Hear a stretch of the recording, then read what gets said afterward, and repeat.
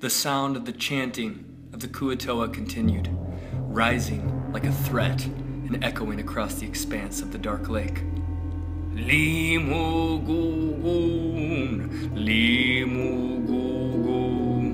Limu-gu-gun. Their chanting had become less of an expectant incantation and more of an expression of reverence and adoration. The Kuo-toa's voices are a low hum now, welcoming Demogorgon into their midst.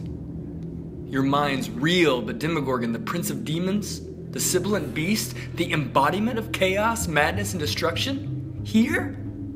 The home of the Abyssal Lords was the Abyss, not the Underdark. What madness had unleashed this evil on the material plane? The ritual of the Kuo-toa is doubtful to have been enough to summon him, regardless of what Bloopopod thinks she accomplished with her dying act. Bloplopod, your eyes dart back to the scene of the ritual, where Plooploopleen and Sorrow had struck down Bloplopod, the demonic priestess of Demogorgon. Plooploopleen was nowhere to be seen, and indeed, her followers, the ones who still worship the Sea Mother, were not bowing and chanting like the other Kuo-toa. Many were fleeing away from the shore. Some, overcome with madness, were running in any direction they could.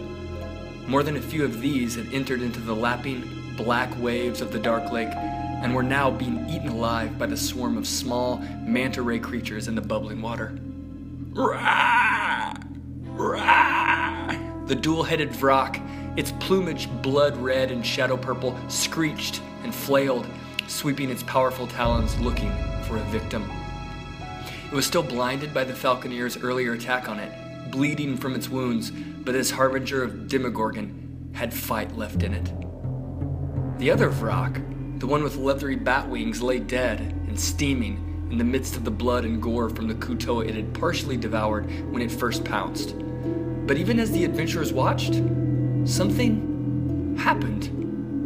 The Vrak began to warp, to distort. Its body seemed to wrap in on itself. It was most certainly dead, so this was not some sort of attack or defense. It was as if it was a scroll being rolled up on itself. Its head curled into its abdomen, its talons turned in on itself. In a matter of moments, it simply folded out of existence, leaving only its scratch marks on the ground and its black blood staining the sand.